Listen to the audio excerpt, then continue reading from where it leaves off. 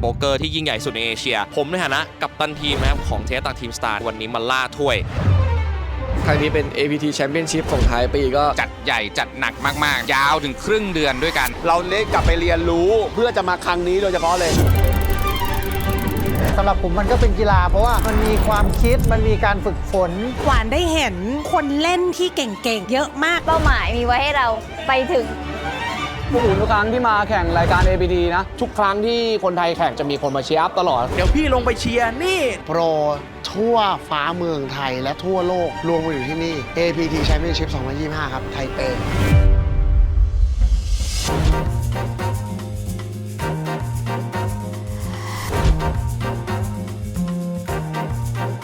สวัสดีครับกันกำลังจะลงโพเดมฟีสเอานะครับนี่เห็นพี่พีทอีทแลกนะครับลงไปแล้วเดี๋ยวก็จะลงไปนั่งตามนะครับไม่รู้ได้โต๊ะเดียวกันหรือเปล่าสู้ๆครับ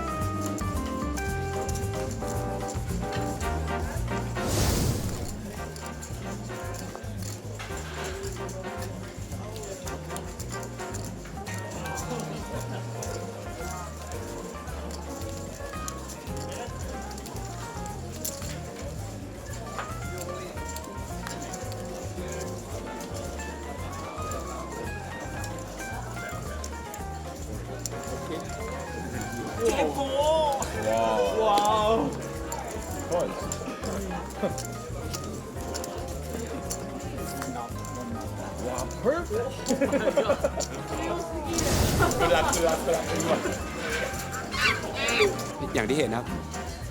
เชื่อไม่ได้ทำดีสุดแล้วติดฟูเฮาแล้วแต่โดนโกงเอ็นแจ็คใช่ป่ะคอร์สเลยเหรอเขาเป็นคอร์สเลยเหรอเขาฟอนกูของฟูเฮา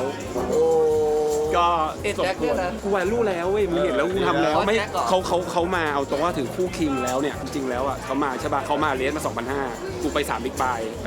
7,500 เพื่อให้เขาโผล่อออินเลยจะเรียกแวลูไม่ได้อาจจะได้ขนาดนี้ถ้ามาแต่ว่ามือต้องมีอะไรเหมือนกันแล้วเมื่อกี้พี่มีเยอะป่ะฮะ 20,000ประมาณ19,000เอง19,000ก็ต้องไปอยู่แล้วมันต้องเรียกว่าแต่ถ้าอออินไปเลยอ่ะมันจะไม่ได้แค่ไอ้ตรงเนี้ยเรื่องราวมันนะครับมันก็สนุกดีครับคือผมนั่งอยู่ที่บิ๊กไบครับผม UTG เปิดมาครับ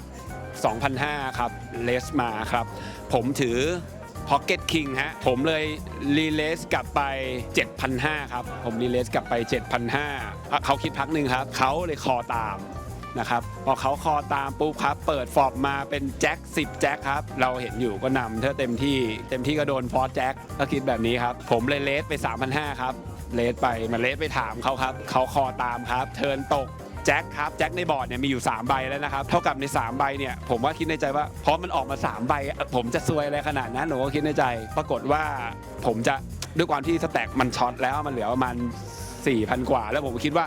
แจ็ค3ใบมันออกมาแล้วก็คิดว่าเขาคงถือแบบเต็มที่ A King นะครับผมก็เลย all in 4,000 ที่เหลือนะครับ River มาตก A นะครับผมแต่ผมก็ต้องโชว์ดาวแล้วด้วยว่าผมก็ได้ฟูลเฮาส์ใช่ไหมครับเพราะว่ามีแจ็คแล้วก็คู่คิงแต่เขามีแจ็คเอทครับผมน็อกไปโดนคอร์สแจ็ค ด้วยความไม่เชื่อว่าเขาจะมีแจ็คเพราะแจ็คมันออกมา3ใบแล้วครับก็ต้องแอคชั่นนะครับผม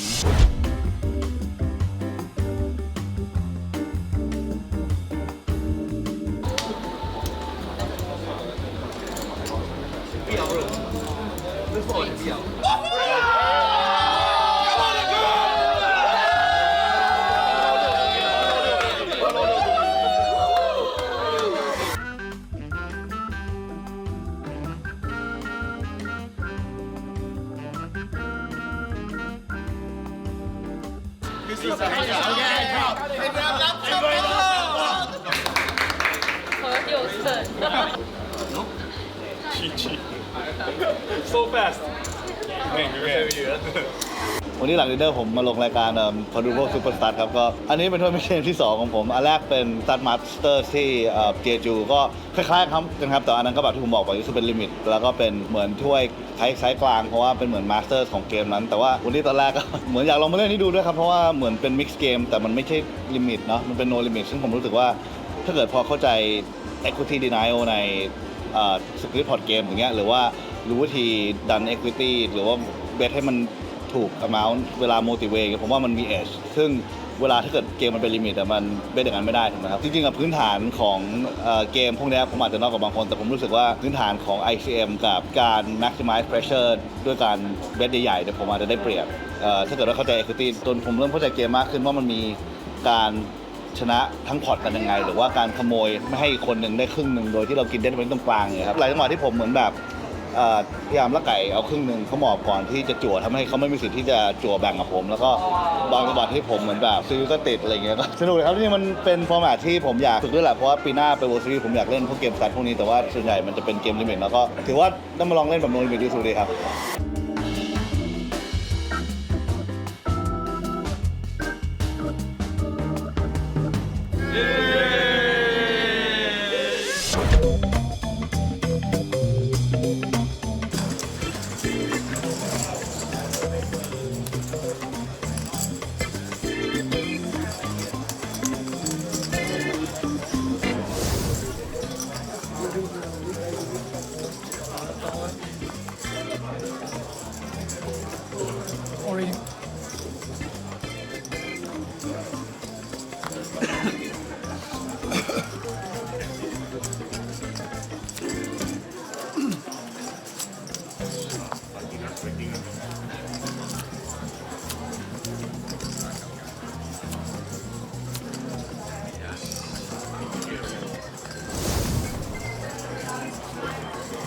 ก็เมื่อกี้นะครับเล่นฟรีซาวชื่อว่า Tuesday Traveling Stack ก็จะเป็น Stack Start ที่100,000เพิ่งตกออกมาตอน5 โมงกว่าๆก็จริงๆแล้วไพ่ไม่ค่อยมีอ่ะแล้วเมื่อกี้ก็จบด้วยถือ A-Jack ซูทแล้วก็มีอยู่ประมาณ10 บิ๊กแล้วก็คิงรับข้างๆเราคลีนคิงชนะไปจบไฟนอลแล้ว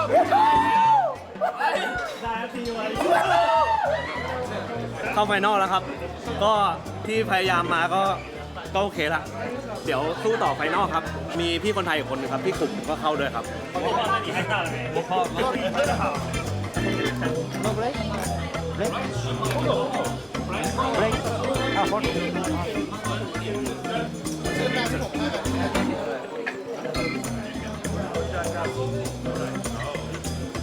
ตอนนี้เข้าถึง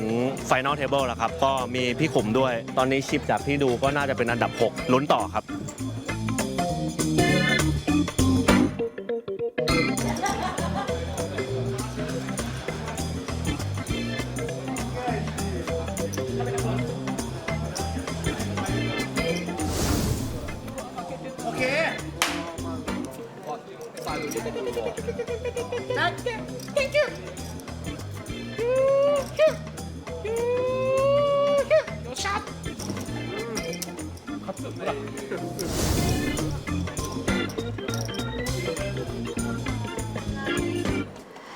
สวัสดีครับผมดอนณัฐกิจครับวันนี้เล่นรายการ Tuesday Traveling Stack รายการ 100,000 เป็น Fit Out ครับก็ Starting Stack 100,000 ระหว่างทางก็ขึ้นลงครับมีช่วงหนึ่งที่ดาวไปอยู่แค่4 Big Buy แล้วก็ขึ้นมาจนตอนนี้ก็ได้เข้า Final Table ถือว่าทำดีที่สุดแล้วครับพยายามเล่นใน A เกมของเราให้ได้มากที่สุดรู้สึกโอเคแล้วนะครับพอใจครับ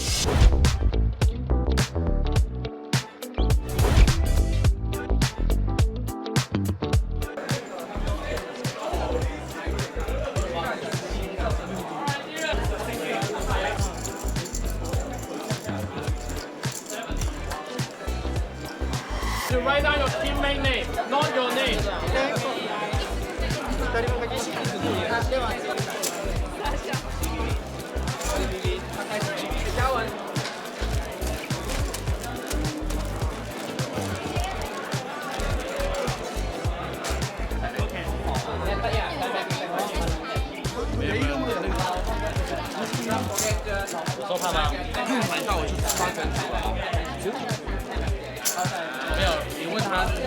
คุณทัน 143,000 ครับ ได้อยู่พรุ่งนี้น่าจะประมาณสัก60 บิ๊กไบค์ไปดูกันต่อ ทีมแชมเปี้ยนชิพครับ by A คนละ 30,000 คือกติกามันง่ายมาก เราจะได้ starting stack อะเท่าๆกันทุกๆ stage ที่จบอะเราก็จะสลับที่กัน ซึ่งคู่ต่อสู้ในแต่ละนั้นก็คือจะเปลี่ยนไปเรื่อย ถ้ามีคนตกก็จะเล่นแค่สแต็กเดียวแต่สลับกันทุกเลเวล ๆ ก็จะเงาๆหน่อย จริงๆมันก็เหมือนทัวร์ทั่วไปยกเว้น 20% ของ prize pool ให้กับทีมสุดท้ายที่มี 2 คน ผมได้ข่าวว่าจริงๆเหลือไม่ถึง 10 ทีมแล้วด้วย เรามีลุ้นนะพี่เต้ ใช่แล้วจริงๆเราลุ้นเพราะว่าเราเป็น2 big ค่อนข้าง big stack ทั้งคู่เลย วันนี้พี่แบ็คไปเท่าไหร่ 180,000ก็คือประมาณ 4 เท่าครึ่งของ starting stack ผมได้ไป140,000นิดหน่อย น่าจะเหลือๆเลยพวกนี้ 60-70 บิ๊กไบค์ outfit 100,000เรามี 140,000 กับ 180,000 ก็คือว่า น่าจะได้ไปชิงเฮดอัพกัน ฝากทุกคนเชียร์เราพรุ่งนี้ด้วยนะครับ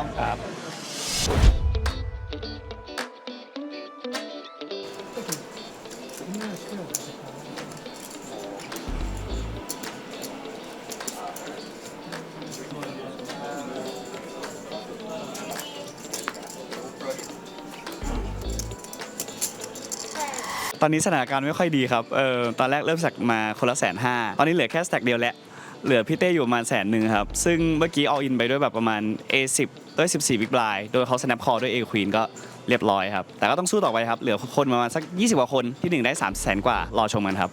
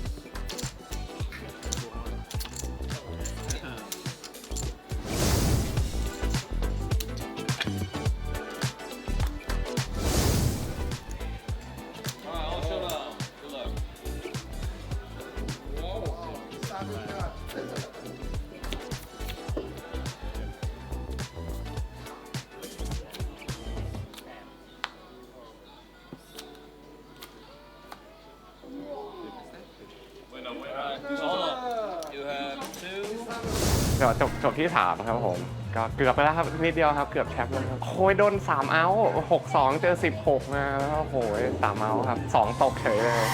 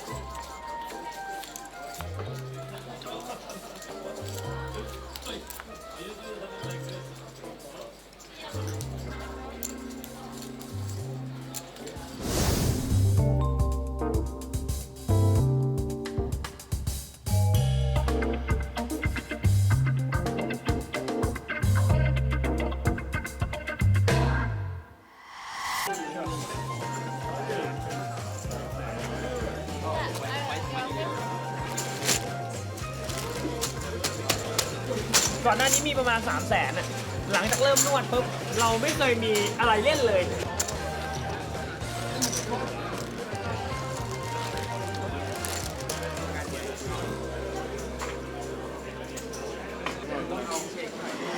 วันนี้ผมลงรายการ APTC High Roller นะก็เป็นสิงโตโรสโกลสุดท้ายที่เขามีใบอินมัน 466,000 ไต้หวันก็ซึ่งประมาณแบบ15,000 เหรียญครับก็ไซติ้งแซกมันคล้ายๆพวก Single Day High Roller เลยแค่แบบ structure มันดีกว่าเยอะคือเลเวลมัน1 ชั่วโมงเหมือนประมาณ5 ตาสุดท้ายผมมี King Queen Offsuit Big Blind The Small Blind Blind เรียบ Blind ครับผมน่าจะเริ่มแฮนด์ด้วยประมาณ 80,000 ชิปมั้งซึ่งเป็นประมาณ27 บิ๊กเลยบิ๊กไลน์เป็น 3,000 ก็เขาลิมมาผม ISO 9,000 3x คือคอผมมี King ดอกจิกปีนหัวใจมันตก 972 หลามตัด 2 ตัวดอกจิกตัวนึงคราวนี้เขาเช็คผมรู้สึกว่าไพ่ผมมันถ้าเกิดเบสไปไพ่ดีกว่ามันไม่มีหมอบครับแล้วบางทีถ้าเกิดเขามีซื้อสีซื้อเรียงบางทีเขาอาจจะเช็คเรสเราแล้วอาจจะหมอบได้แทนแล้วผมคิดว่าผมเช็คไพ่นี้ค่อนข้างดีเพราะว่าถ้าเกิดผมติด King กับ Queen ตอนเทิร์นแล้วเขามีแบบQueen 5 King 6 อะไรอย่างเงี้ยที่เกิดเขาจะบอกของตัวหลบเบสอะมันจะทำให้เรากินเต็มเวลาเราเทิร์นท็อปแพงผมก็รู้สึกว่าถ้าผม actually มันมีโชว์ดาวที่จะเช็คได้และอยากเล่นเทิร์นบางเทิร์นผมก็เลยเช็คกลับเทิร์นมันเป็น4 back draw flush draw ก็เป็น 9 7 2 4 2 ล้ำตัด 2 ดอกจิกเขาเนี่ยการที่มีดอกจิกผมว่ามันค่อนข้างดีเพราะว่าถ้าริเวอร์ผมติด King อะมันจะเป็น clean out ก็คือว่ามันจะเป็น King ที่ไม่ได้ริงสีนะและอย่างหนึ่งสมมติว่าสีตกแล้วเขาเช็คผมอาจจะบล็อกได้โดยเฉพาะถ้าเป็นแบบ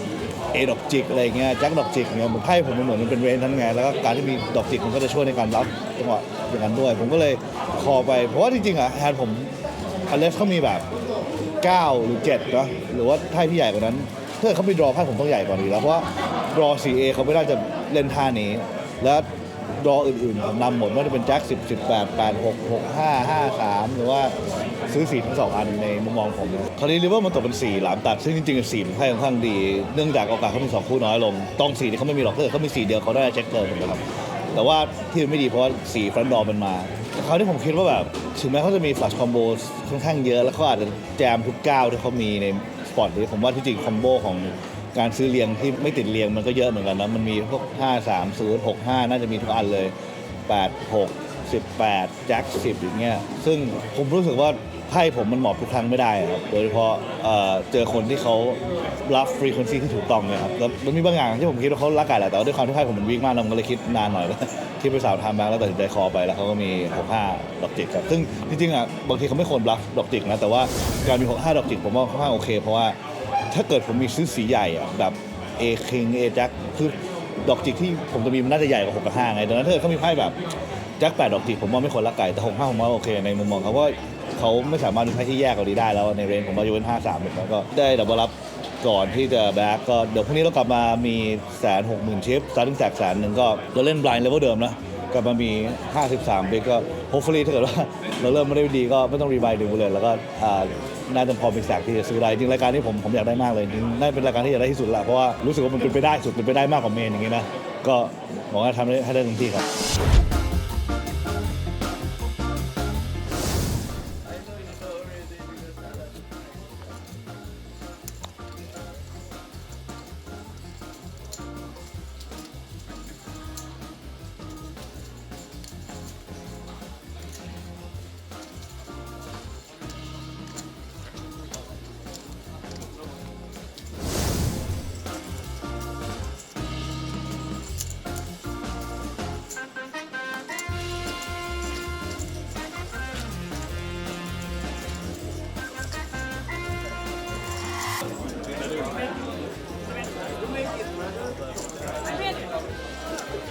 Congratulations, you guys are in the money. พอพลิกไอคิงเจอคู่คิงครับมันพลิกปุ๊บไอคิงชนะคือคู่คิงโคตรซวยอ่ะพอไอคิงชนะปุ๊บเราก็ไอทีเอ็มเลยเราก็เลยได้คิงเดอะมันนี่ครับ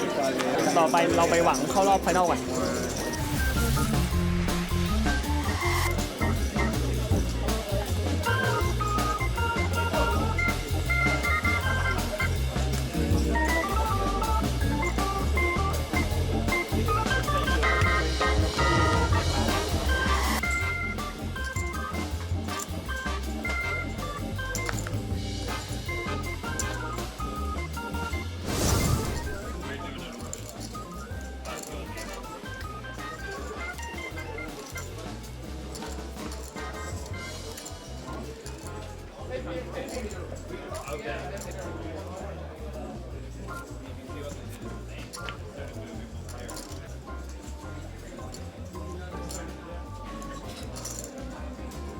Alright, all poker play.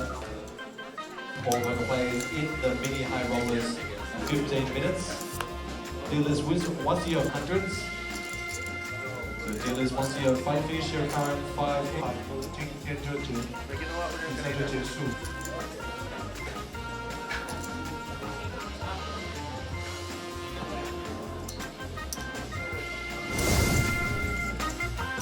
Okay, beat a lot of aces. Yeah. I should bet less because maybe you fold queen and jack. So like, I should bet for 160 and then fold if you raise. I shouldn't bet for greedy. Yeah.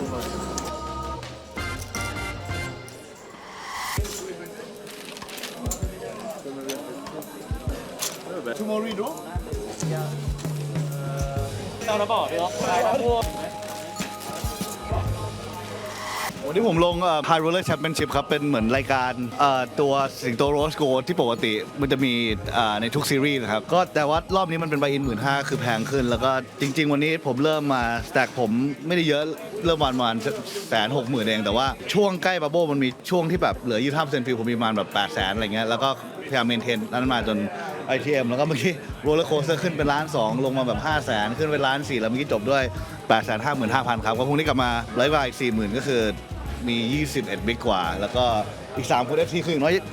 ที่ผมอยาก FC มากเพราะว่ามึงคิดไปก่อนที่มาแล้วว่าแบบเหมือนแบบเราอยากแบบอาจจะ FC อันนี้ได้ถ้วยนี้อะไรเงี้ยแล้วก็ถ้าเกิดผมได้ประมาณท็อป 5มันก็จะมีผลเรื่อง GPI ด้วยที่เมื่อกี้ตาสุดท้ายผมค่อนข้างเหนื่อยมันมีตาที่บลายเจอบลายที่เขาผมลิมเขาเรสผมคอ A7 มาตก A95 ผมเช็คเขาตอนเขาเช็คผมคิดว่าเขาไม่มี A เล็กก็อาจจะเป็น9หรือว่าอาจจะเป็นคู่แหม่มคู่คิงคู่เจ็บอย่างเงี้ยเทิร์นตก3มันไม่ได้เปลี่ยนอะไรอยู่แล้วยกเว้นเขามี A3 นะผมเบสแบบครึ่งพอร์ตเขาคอเขาเนี่ยริเวอร์ตกคิงแล้ว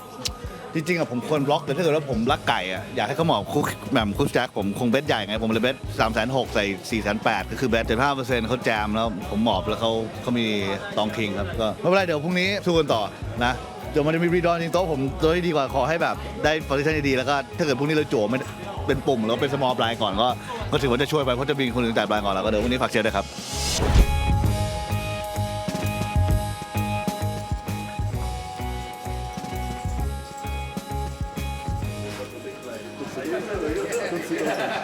ตอนนี้เข้า FT ครับ18 กว่าแล้วเดี๋ยวฝากเตือนได้ปีนึงตื่นเต้นนิดนึงว่าจริงรายการนี้เราอยากที่จะทำได้ยิงไปก่อนมาแล้วก็เดี๋ยวฝากเชื่อเลยครับ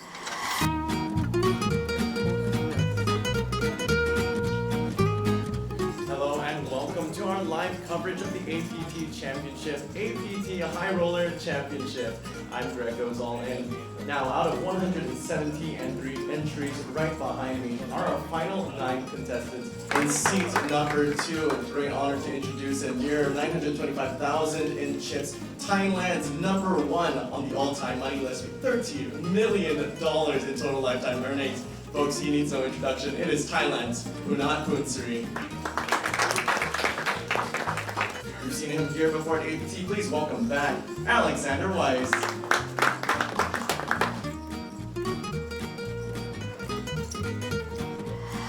Folks, your 7th place finisher of the APT High Roller Championship. It is Alexander Weiss.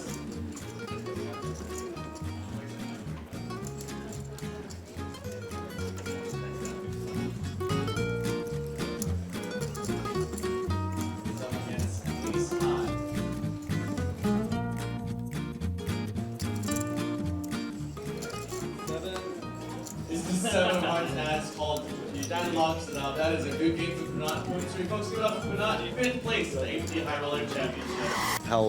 ท่าที่เข้ามา Day 3แล้วเสียดายนิดนึงเพราะว่าจริงๆถ้าเกิดเราได้อีก 2-3 ตำแหน่งนี้แบบพอยต์มันเยอะด้วย GPI แต่ไม่เป็นไรนี่เราน่าจะกลับขึ้นไปที่ 2 แล้วแหละ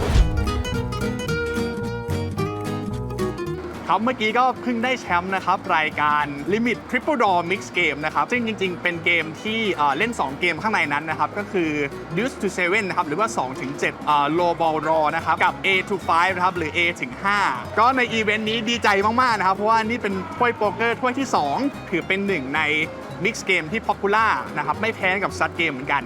ก็ถือว่าภูมิใจมากๆครับเพราะว่าตั้งใจซ้อมมาเพื่ออยากที่จะได้ถ้วย Mix Game นะครับแล้วก็ปรากฏว่าได้ถ้วยที่2จริงๆครับผมก็ดีใจมากๆครับ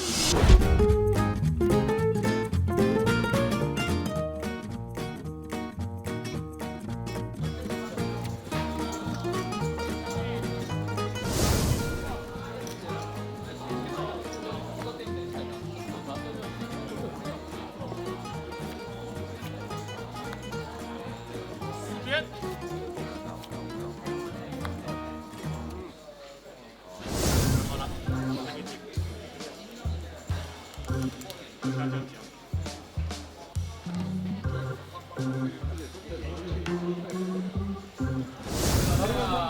제일 좋은 거예요 지금 네 번째만.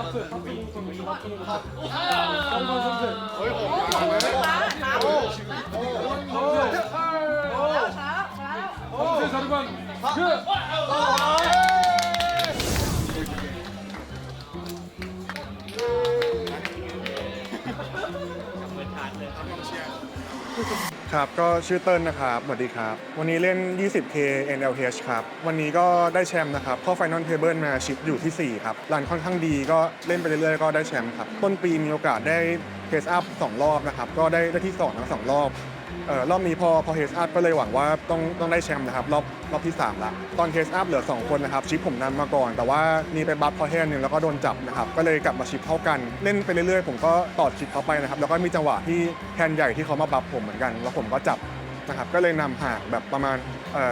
6-1ครับแล้วก็อออินกันก็ชนะด้วยควีน6ซูทครับคนนี้เป็นคนเกาหลีนะครับนั่งโต๊ะเดียวกันมานานมากนะครับแบบตั้งแต่ตอนกลางทัวร์เลยนะครับแล้วก็เห็นว่าคนนี้เขาเล่นเก่งมากๆครับถ้าคนที่เหลืออยู่ 4-5 คนสุดท้ายก็ถือว่าเขาคิดว่าภาษีดีที่สุดครับรอบนี้ก็ค่อนข้างแฮปปี้นะครับมีเพื่อนๆมาเชียร์เยอะนะครับพอใจมากๆครับ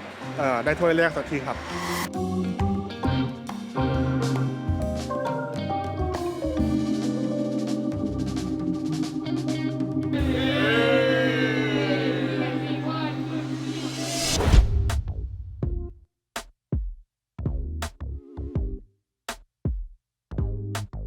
ผลงานรอบนี้นะครับของผมก็6บุลเลต5รายการ0แคชนี่พูดอย่างภูมิใจมี National Cup 1บุลเลตนะครับมี Mystery Bounty มี Ultra Stack 2บุลเลตFreeze Out 93,000 1บุลเลตแล้วก็ High Roller Ultra Stack 75,000 อีก1บุลเลตนะครับไม่แคชเลยส่วนมากก็จะเล่นไปจนถึงหลังปิด Register จะไปบัสช่วงประมาณเหลือประมาณ 30% ของฟิลอะไรประมาณนี้ค่อนข้างเยอะแต่ก็รู้สึกผิดหวังเล็กน้อยคือผมว่า6ทัวร์นาเมนต์มันก็ไม่ได้เยอะเท่าไหร่อะไรอย่างเงี้ยหลายๆสปอตก็เล่นได้โอเคมีสปอตที่ผิดพลาดแต่ก็คิดว่าเป็นไทเปที่ใจร้ายกับผมเหมือนกันโหแต่ละบุลเลตมันแพงอะไรประมาณเนี้ยแท้เดและนี่ก็คือผลงานของเราไม่มีเลย ทริปนี้นะคะก็ปิดปี 2025 ที่ APTC ด้วยความว่างเปล่าทริปนี้ไม่เจออะไรกลับบ้านเลยซึ่งแทบจะไม่เคยไปมาก่อนยกเว้นครั้งแรกในชีวิตในการเล่นทัวร์นาเมนต์นะคะเมื่อประมาณ3 ปีที่แล้วค่ะแต่ก็รู้สึกว่าเล่นดีแล้วก็ตัดสินใจถูกต้อง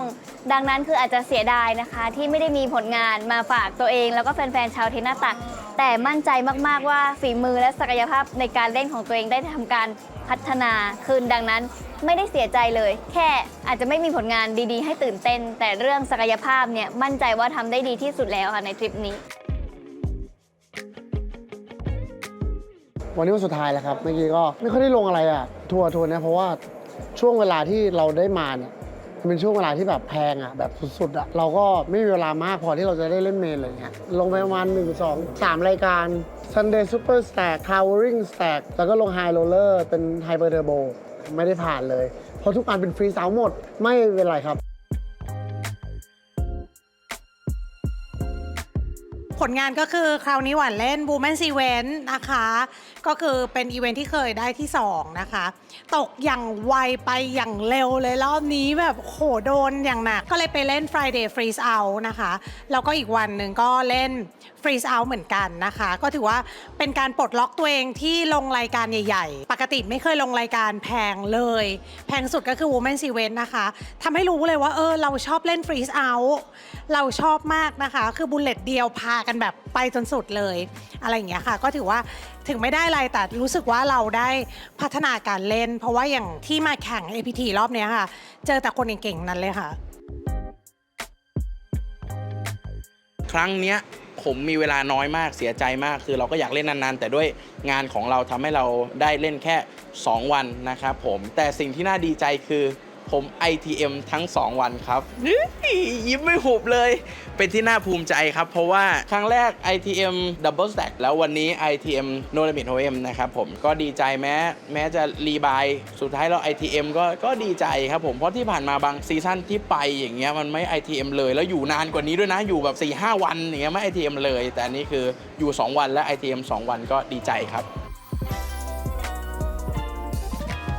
หลังจากฟาดฟันมาปีนี้นี่ APT เริ่มต้นสนามแรกของ APT ก็ได้แชมป์ที่มะนิลามานะครับผมอันนั้นก็ทำให้คึกคืนมากๆเลยนะฮะทริปที่ 2 ก็มีติดเข้า ITM ไปบ้างนะครับส่วนทริปที่3กับทริปที่ 4 ไม่ได้อะไรเลยนะครับผมก็ค่อนข้างจะสาหัสอยู่โดยเฉพาะที่เจจูนะครับผมแต่ก็ลองเล่นอันใหม่ด้วยนะครับก็คือเ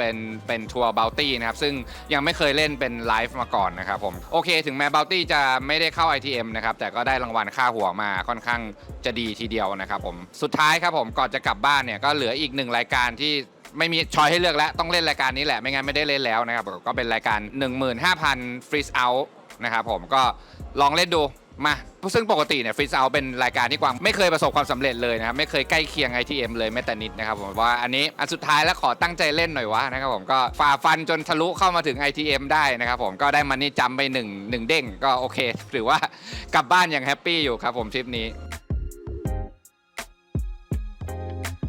ผลงานก็ไม่เข้าเลยครับ ITM ก็ช็อตที่จะเข้าเนี่ยมีแฮนด์สำคัญก็ฟิตไม่ผ่านนะครับคือเรามีไพ่แต่เขามีไพ่ดีกว่าอะไรเงี้ยใช่อย่างเช่นแบบมีแมมเจอ AA อะไรเงี้ยมีฉิบเจอแจ็คคือโดนขี่ตลอดเลยครับก็ทำอะไรไม่ได้ครับมา APT ไทเปแชมเปี้ยนชิพครั้งนี้ครับ 2025 สรุปของงานคือผมจะลงวันละประมาณ1รายการเป็นอย่างน้อยแล้วกันนะครับตั้งใจว่าจะมาเก็บประสบการณ์ตามไซต์อีเวนต์ต่างๆนะครับแต่ว่าผลงานที่สุดแล้วกันนะครับก็คือได้ ITM ของมินิเมนอีเวนต์ครับผมต้องบอกว่าเป็น ITM ครั้งแรกของผมด้วยนะครับจากการมาทัวร์ครั้งที่3นะครับสนุกดีเอาเป็นว่าผมมาเล่นเพื่อความสนุกก่อนอันดับแรกถามว่าสนุกไหมสนุกเพราะว่ามันได้มาพักผ่อนแต่ถามว่าผลงานดีไหมผลงานไม่ค่อยดีเท่าไหร่เพราะว่าจะบอกว่าเล่นผิดก็ไม่เชิงเพราะว่า all in pre-flop แล้วแบบไพ่นำแล้วแพ้ตลอดแค่รู้สึกว่าตัวเองรันแบดเฉยๆก็เลยไม่ค่อยได้ผลงานอะไรมากแต่ว่าแค่รู้สึกว่ามันได้ประสบการณ์ผลงานรอบนี้จริงๆก็ไม่ค่อยดีนะเพิ่งมาดีวันนี้นะครับก็ผมลงไปทั้งหมดเป็น10บายเลยนะครับกะจะเอา ITM นั่นแหละก็เพิ่ง ITM ล่าสุดแล้วก็ได้อันดับ3มาก็เลยปลอบใจได้อย่างดีเยี่ยม ส่วนผมถือว่าพอใจในระดับ8/10เพราะว่าทัวร์ที่ตั้งใจมาลงคือทัวร์การันตี3ทัวร์ก็คือเนชั่นก็แบ็กเดย์2จบอันดับที่68จากผู้สมัคร 2,000 กว่าคนแล้วก็มิทารี่เนี่ยไม่ได้เข้าครับผมก็ไม่เป็นไรแต่รู้สึกว่าเล่นได้ดีแล้วนะครับแค่รันเอาไม่ดีส่วนทางด้านของอัลต้าสแต็กก็เข้าไปค่อนข้างดีเล่นดีแต่ว่าตอนสุดท้ายก็แพ้ในการฟลิปก็จบอันดับที่48พอใจครับสำหรับทัวร์นี้แล้วก็ไซต์อีเวนต์ต่างๆไม่นับแล้วกันมันเป็นทัวร์แบบขำๆครับผมสำหรับครั้งนี้นะครับผมทริปที่ไทเปถึงแม้จะมาหลายรอบนะครับแต่ว่าครั้งนี้เป็นครั้งแรกที่ APT เขาใช้ชื่อว่า APT Championship นะครับผมจัดใหญ่จัดหนักมากๆนะครับผมก็จัดยาวถึงครึ่งเดือนด้วยกันนะครับผม10กว่าวันนะฮะแต่ละรายการจะสังเกตเห็นได้ว่าคนสมัครเนี่ยโอ้โหหลายร้อยไปจนถึงหลักพันคนก็มีนะครับผมมีทัวร์นาเมนต์ให้ลงเยอะในแต่ละวันสตรัคเจอร์ของทัวร์ใหญ่ก็ค่อนข้างดีคือเงินรางวัลเยอะค่าสมัครก็ค่อนข้างสูงนะสิ่งที่มาใหม่เลยก็คือโทรฟี่ใหม่ขนาดใหญ่ให้เหมาะกับความเป็นแชมเปี้ยนชิพซึ่งก็เป็นที่หมายตาของทุกคนนะคะเพราะว่าถ้วยเขาเนี่ยอลังการจริงๆแน่นอนว่านักกีฬาโป๊กเกอร์ทุกคนก็อยากจะได้ถ้วยรางวัลติดไม้ติดมือกลับไปแล้วถ้วยใหญ่มันก็ล่อตาล่อใจผมว่ารอบนี้เขาจัดการได้ดีขึ้นนะแต่ไม่ได้บอกครั้งที่แล้วไม่ดีแต่ว่าครั้งนี้ดีขึ้นแบบว่าคือบางทีดูในคลิปอาจจะคิดว่ามันแบบโอ้โหแอร์จริงๆไม่ใช่เขาจัดการได้ดีมากเพราะว่าถ้าเราไปยืนแอร์เนี่ยเขาจะไล่เลยเขาบอกไปโก้ไม่สนนะโปรเปอร์ไล่หงายท้องหมดพูดเลยเจอพวกพี่ๆแล้วก็คนไทยที่นี่เยอะมากนะครับถามอะไรก็บอกกินข้าวที่ไหนพักที่ไหนเล่นรายการอะไรก็ชวนกันไปเล่นในนี้ครับแล้วก็ที่สำคัญคือยุให้เล่นตลอดเลยอบอุ่นทุกครั้งที่มาแข่งรายการ APT นะทุกครั้งที่คนไทยแข่งไม่ว่าจะรายการอะไรก็ตามก็จะมีคนมาเชียร์อัพตลอดถือว่าเป็นการแข่งขันที่สนุกทุกคนใครไม่เคยมาคนมานะครับเราก็เป็นหนึ่งในนั้นนะคะที่พยายามจะเข้าไปเป็นส่วนหนึ่งของผู้แข่งขันเพราะว่าเราก็หวังว่าจะได้โทรฟี่ใหญ่เป็นกำลังใจล่อตาล่อใจเราด้วยค่ะอยากให้คนได้มาสัมผัสกันเยอะๆโป๊กเกอร์ทัวร์นาเมนต์เนี่ยมันมีทั้งเรื่องของการแข่งขันเรื่องของความสนุกสนานแล้วก็แน่นอนว่าพอมันมีด้านที่เราแฮปปี้มันก็มีด้านที่ทำให้เราห่อเหี่ยวใจเป็นรสชาติของชีวิตที่อยากให้ทุกคนมาลิ้มลองนะครับเราไม่ได้มานั่งเล่นการพนันกันเราแค่ใช้ไพ่เฉยๆแต่ไพ่นั้นมันเป็นกีฬาเพราะฉะนั้น ฝากถึงทุกคนนะครับโป๊กเกอร์เป็นกีฬาจริงๆ เป็น My Sport ของจริง ทั่วโลกเป็นเอกฉันท์ว่ามันเป็นกีฬาก็สำหรับผมมันก็เป็นกีฬา เพราะว่ามันมีแบบ mentality มันมีความคิดมันมีการฝึกฝนสภาพร่างกาย เพราะว่าการนั่งแข่งขันนานๆมันก็ต้องเมนเทนร่างกายทั้งสมองไปด้วยกันแล้วผมว่ามันเป็นกีฬาชนิดหนึ่งที่พิเศษอย่างหนึ่งคือเล่นได้จนคนแก่ TNT Around the World เนี่ยก็เป็นรายการที่จริงๆผมอยากให้คนดูเยอะๆนะเพราะว่ามันเป็นบรรยากาศของการแข่งขันมาดูซิว่าเฮ้ยที่ต่างประเทศมันเป็นยังไงแล้วถ้าเกิดวันหนึ่งเรามีโอกาสได้จัดที่ประเทศไทยบรรยากาศจะเป็นยังไงฝากรายการของเทนาตักในทุกๆช่องด้วยนะคะ ขอบคุณมากๆเลยอย่างยิ่งคือขอบคุณเทนาตักมากครับที่ทำให้ผมพัฒนาตัวเองมาถึงทุกวันนี้นะครับขอบคุณเทนาตักมากๆเลยที่สนับสนุนการเล่นโป๊กเกอร์ของหวานมาตลอดนะคะ ฝากดูพัฒนาการของเด็กวัยรุ่นคนนี้ด้วยนะครับผมรันกูดกันตลอดนะครับ หวังว่าจะได้เจอทุกคนในเอเชียนโป๊กเกอร์ทัวร์จะเอารางวัลมาให้ได้เลยค่ะ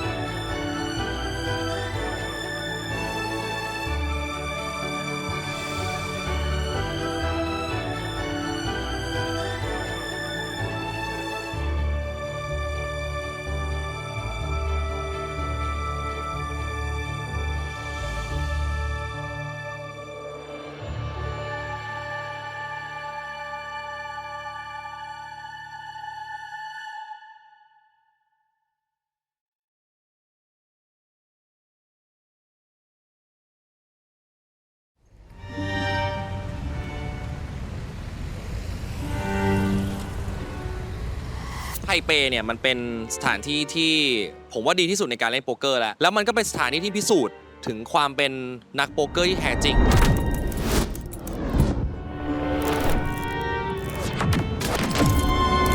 ต้องบอกว่าผู้เล่นทั่วโลกดีกว่าที่มีใจที่รักโป๊กเกอร์แล้วก็อยากจะพิสูจน์ตัวเองต่างก็มาที่เอเชียนโป๊กเกอร์ทัวร์ที่เป็นไทเปสต็อปที่นี่เหมือนเมืองไทยมากอาหารอร่อยราคาดีการเดินทางสะดวกไม่ได้ทุกอย่างแพงอะไรอย่างเงี้ยทัวร์นาเมนต์ APT ที่ผมเคยเล่นมาก็จะมีเกมได้หลากหลายมากๆแล้วต้องบอกว่าการจัดวางซีรีส์ของเขาในแต่ละไซส์อีเวนต์หรือว่าทัวร์นาเมนต์เล็กๆเนี่ยสามารถทำได้ดีมันจะมีเรื่องของความสนุกหลังเล่นโป๊กเกอร์ด้วยคนไทยจะไปยืนเชียร์ไม่ว่าจะสเต็กแพงหรือสเต็กต่ำนะครับถ้าเมื่อไหร่รู้ว่ามีคนไทยเข้าลึกคนนั้นจะถูกสนใจโดยนักโป๊กเกอร์ไทยแลนด์ปักไว้ในคาล endar ทุกคนเลย22 เมษายนถ้าใครว่างมาเจอกันครับเจอกัน APT และผมก็เชื่อว่ามันจะเป็นช่วงเวลาที่ดีสุดในชีวิตของทุกคนเช่นเดียวกันแล้วเจอกันครับ